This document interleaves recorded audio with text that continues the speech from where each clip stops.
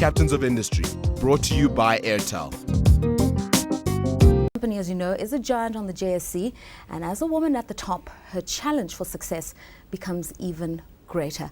Our Captain of Industry tonight is Nku Nyembezi-Heita, and thank you so much for being with us. Now, I use this war metaphor that we are in this process of competing for industrial prowess in the trenches and needing to really just sort of get a grip on this very complex world. Do you often feel like you have to get into the thick of things? Every day.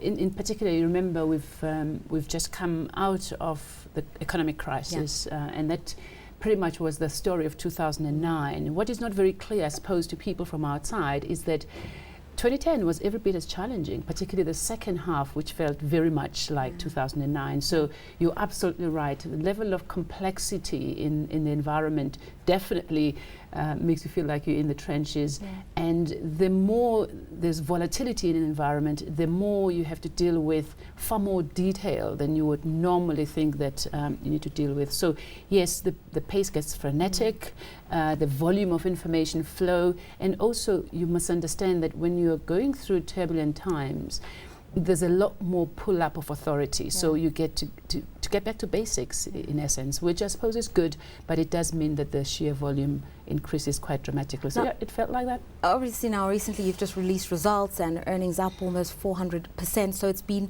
a good recovery. But I mean, I think your leadership must have been tested when the market was at its most averse. How were you challenged? Yeah.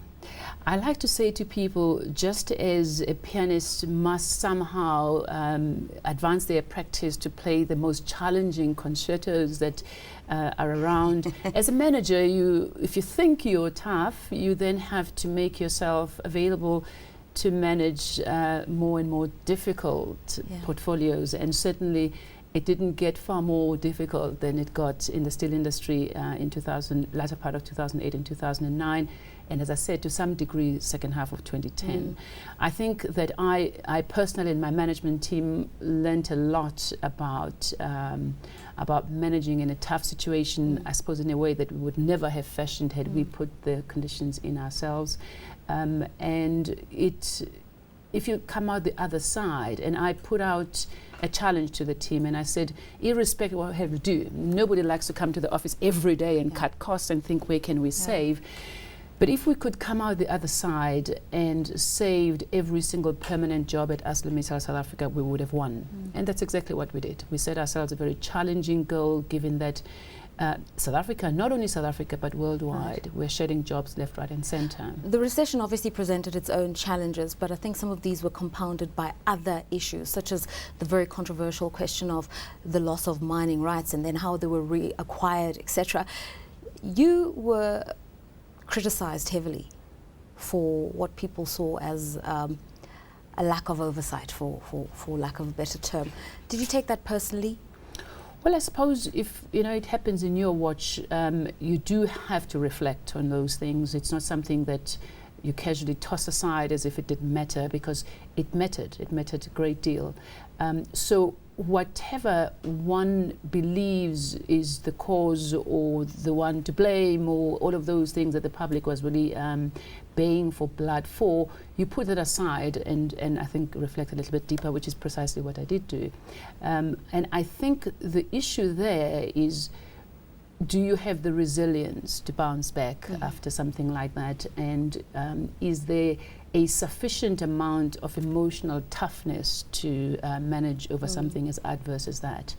And until you've gone through it and you've been put in a position, you've never put yourself in a position where that happens, but until you've gone through a situation like that, you never really truly know, do you? I suppose it's a little bit like we're talking about people jumping out of planes. Until you finally actually take the step, you don't know. So I think for me, the issue is we came through a very, very difficult time. Oh, it's not over yet. We still have various legal processes to try and recover that situation. But the point about it is, irrespective of what happened in a day, people still look up to you to show the way, to display the confidence in the future of the company. And that was by far, I suppose, the most I think within that situation also was the fact that a lot of the interpretation was a political interpretation, and here you are, a business woman making technical decisions informed by shareholder value, profitability, and people start to play politics, as it were, with your career. Did it make it even more difficult that there were political overtones around this entire issue of ICT and the mining rights? No, not really, because people deal with what they perceive, and I deal with facts as I understand them. And to the extent that we knew internally that there was never an issue of a political decision, that didn't really play a role. We took what was a hardcore business decision that was informed by the reality we found ourselves in. And very often in business you have to make choices between not right and wrong, but between worse and worser outcomes. And this was a very classic situation of that nature, where if we didn't get the mining rights and or the contractual situation rectified, the impact on the business of ArcelorMittal could have been catastrophic. You're talking about potentially a loss of 4,000 jobs. That concentrates the mind so that you actually really focus on decisions that make sense, and you leave the rest to commentators. We're going forward now on a steady recovery path. Your earnings speak for themselves, and people are wondering what's next then for ArcelorMittal in this kind of environment. Are we going to see any major acquisitions, expansion drives? What are you looking to do? Well, firstly, we have to resolve the Kumba contractual dispute, which, as you know, has gone to arbitration. And the fact of the matter is that unless one has a good sense of your raw material input pricing, it becomes difficult to decide on an economic value of whatever acquisition you may pursue. So that becomes a very critical first point. But as a group, we also have broadly defined the self-sufficiency in raw material inputs as a key component of how we want to move forward at a strategic level. So that is very likely to be part and parcel of what the company does in the near future. Secondly, we've also staked our claim to the rest of sub-Saharan Africa. What is very exciting, of course, at the moment is that it seems that growth in Africa is re-established, and in fact, a few sub-Saharan African economies are going to be growing even quicker than Asian economies. So we want to be part of that growth, and to the extent that that leads us into doing acquisitions, small ones, in some of the markets, then we'll look at that. So in essence, looking to become a local player in more markets than we are currently. As you look at Africa as a new frontier, some are actually even emerging market economies, it raises this whole question of whether or not corporates like ArcelorMittal have a developmental role to play in advancing the growth of Africa and empowering its people. Certainly in this country, that is the sense that that is the role you ought to be playing, making sure that you're producing steel at affordable prices, probably even partnering or giving access to local suppliers at the various levels of the supply chain to make sure that you're part of the solutions to the South African problems. We're actually very much part of the solutions to what happens domestically in a variety of ways, which perhaps doesn't always get articulated in the public domain. For example, the biggest issue for the steel industry in South Africa as a whole is that we are in a net oversupply position. So for the industry to continue pretty much in the form in which it is today, we need to export. We produce maybe 8 million tons of product.